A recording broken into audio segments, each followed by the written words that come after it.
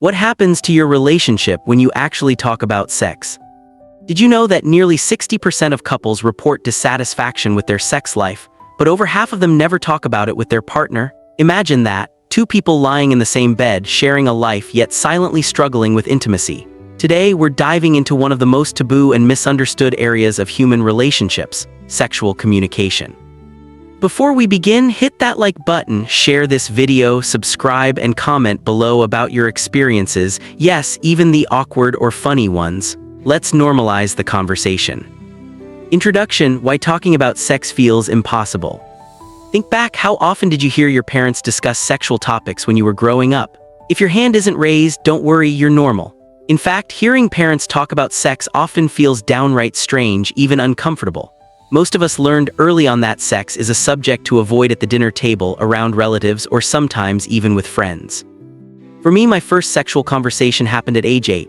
My sister and I asked my mom how bobbies were made. She explained everything honestly: intercourse, conception, but I distinctly remember asking, "Can I keep my shirt on?" Her answer: "You can, but you probably won't want to." That combination of honesty and awkwardness perfectly illustrates the mixed signals many of us get. Curiosity is natural, yet shame and discomfort are ingrained.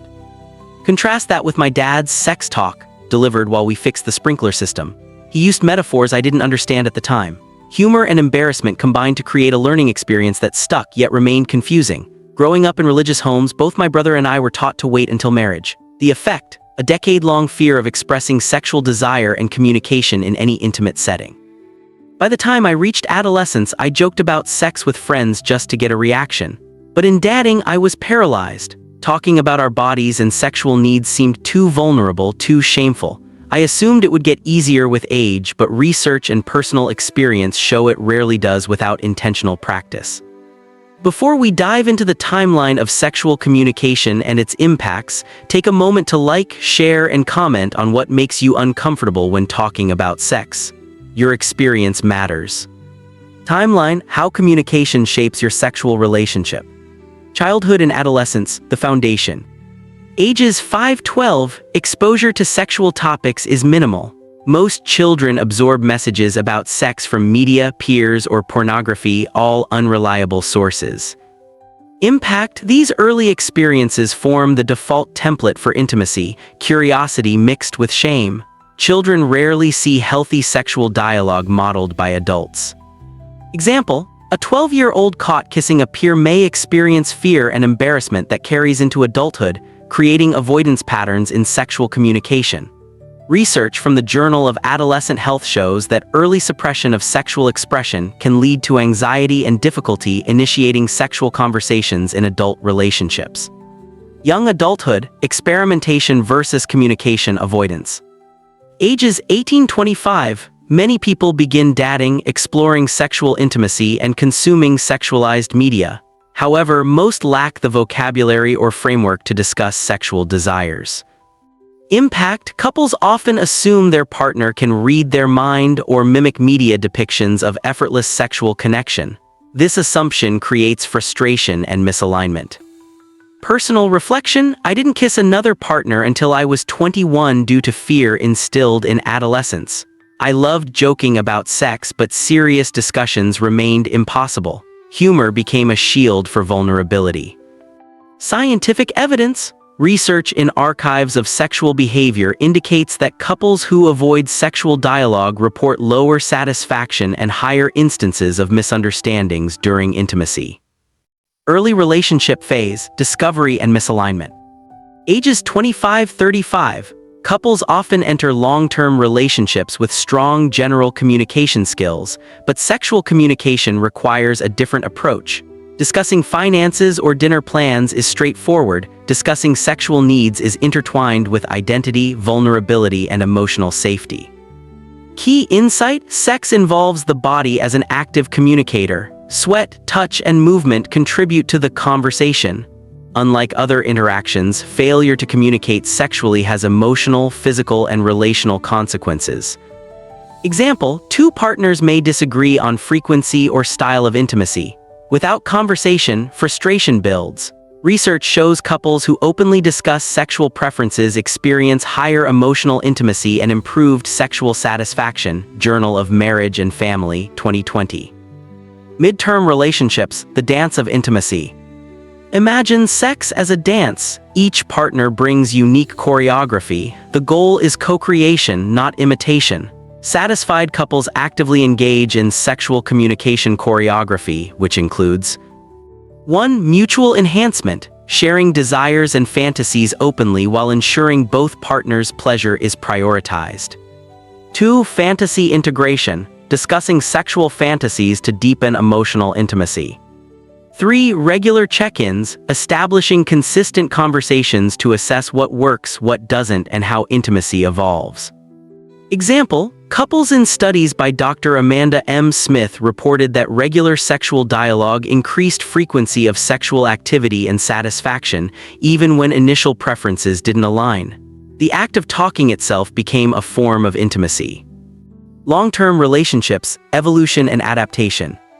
Ages 35 plus, sexual needs shift due to physical changes, stress, or lifestyle transitions. Couples who maintain sexual dialogue adapt and sustain intimacy. Impact, partners who communicate consistently report. O. Greater emotional intimacy. O. Improved sexual satisfaction. O. Higher relationship resilience. Scientific evidence. A longitudinal study in the Journal of Sex Research, 2018, found that couples who engage in structured sexual communication strategies sustain sexual satisfaction for decades, even when desire fluctuates. The science behind sexual communication. 1. Frequency matters. Couples who discuss sex at least weekly report higher orgasm satisfaction and prioritize mutual pleasure. 2. Emotional intimacy. Open sexual dialogue correlates with increased oxytocin release during intimacy, reinforcing bonding. 3. Conflict resolution. Discussing sexual needs reduces misunderstandings, decreasing relationship stress, personality and social psychology review, 2019. Real-world insight. Media often depicts effortless sexual encounters. In reality, authentic sexual communication requires effort, patience, and curiosity. Misaligned expectations based on pornography or films often result in frustration rather than pleasure. Practical steps to start talking about sex. Start small, begin with light, non-judgmental topics. I'd like to talk about what we enjoy together. Mutual curiosity. Approach conversations with the intent to understand, not judge. Scheduled check-ins. Dedicate a weekly or monthly time to discuss intimacy, fantasies, and preferences. Normalize vulnerability, share discomfort and curiosity openly, it strengthens trust. Example, a couple might start by discussing what touch feels best, progressing to fantasies or desires. Over time, this builds both emotional and physical satisfaction. Personal reflection, the transformation of my own communication. Through both personal experience and research, I learned that sexual communication is the cornerstone of relational happiness. What seemed awkward at 12, asking questions about intimacy, became the foundation for understanding my needs and my partner. The dance analogy is real. With open communication, you co-create a choreography unique to your relationship. Without it, even the strongest bond can struggle to maintain connection. Conclusion: why talking about sex is the ultimate relationship hack. Let's circle back. 60% of couples struggle silently with sexual dissatisfaction. The missing link isn't technique, toys, or media-inspired strategies, it's conversation. Key takeaways. 1. Sexual communication increases frequency and quality of intimacy. 2. Discussing fantasies and desires fosters emotional connection. 3. Regular check-ins adapt relationships to evolving sexual needs.